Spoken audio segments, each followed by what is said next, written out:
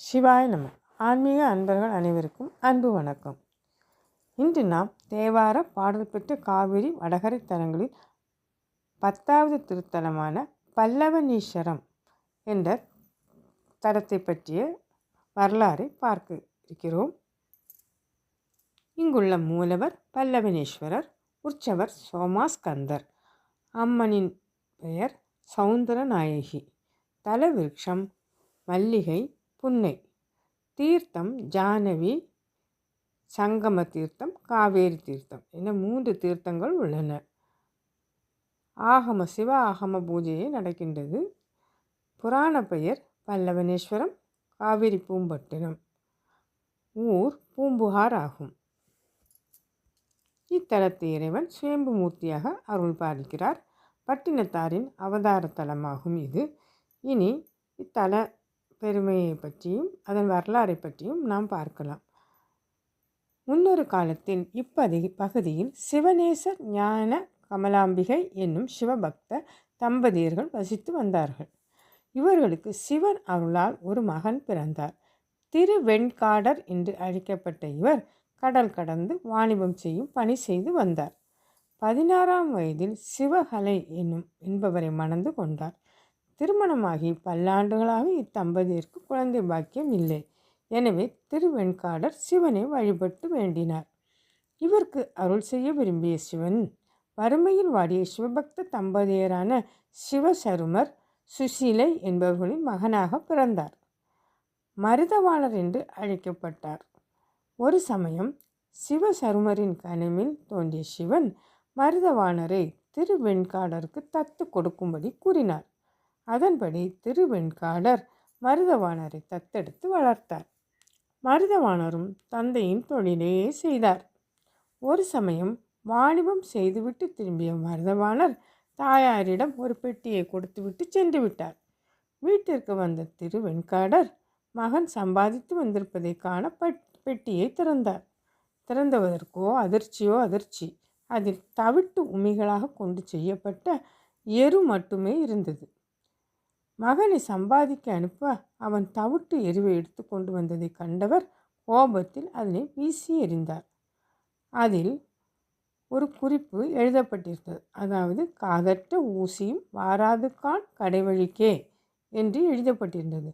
அதை கண்ட திருவெண்காடருக்கு ஒரு உண்மை உரைத்தது.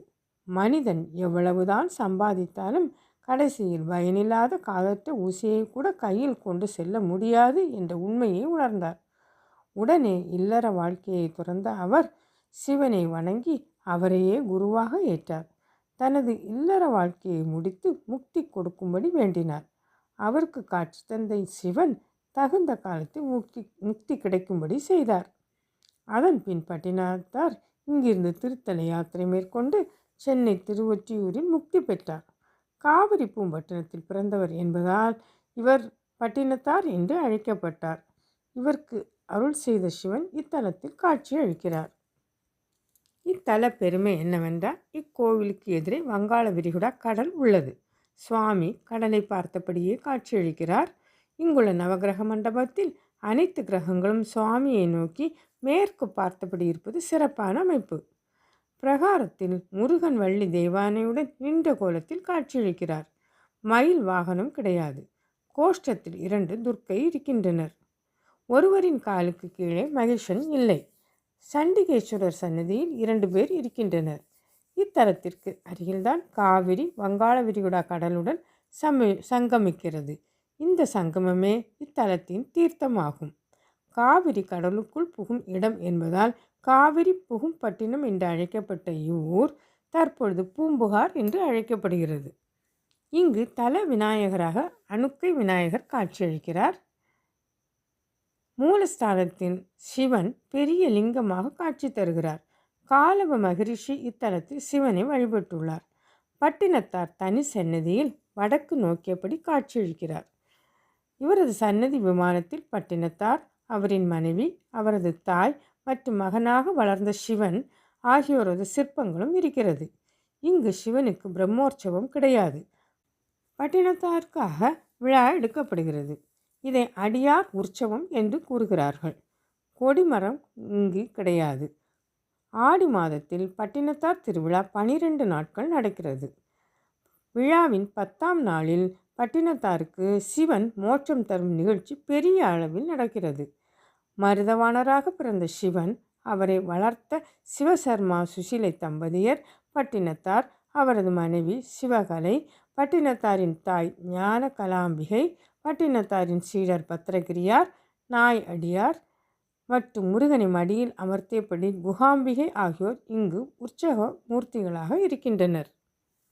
அறிவான குழந்தைகள் பிறக்கும், பொருட்கள் மீதான ஆசை குறைவும் இங்குள்ள பல்லவநாதரிடம் வேண்டிக் கொள்கின்றனர். தங்களது பிரார்த்தனை நிறைவேறியதும் சுவாமி, அம்பாள் மற்றும் பட்டினத்தாருக்கு விசேஷ பூஜை செய்து வழிபடுகிறார்கள்.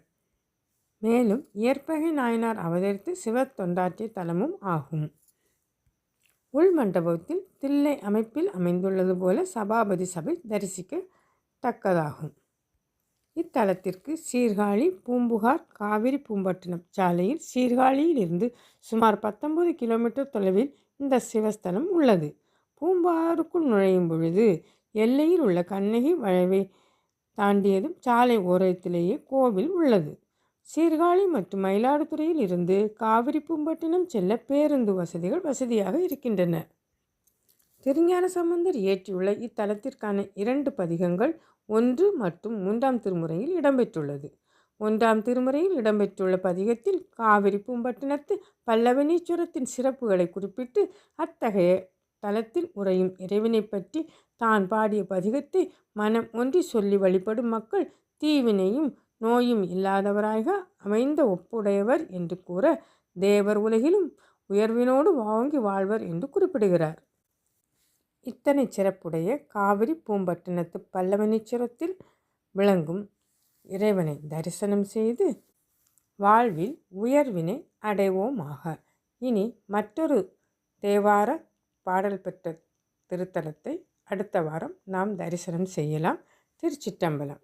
அடையார்த்தம் உரங்கள் 3 ஆரழலில் அழுந்த அடையார்த்தம் உரங்கள் 3 ஆரழலில் அழுந்த விளையார் மேனியராய் தீரும் வித்தகர் மேய இடம் கடையார் மாட நீடியெங்கும் கங்குல் புறம் தடவ பழையார் புரிசை பட்டினம் சேர் பல்லவனீஸ்வரமே பழையார் புரிசை பட்டினம் சேர்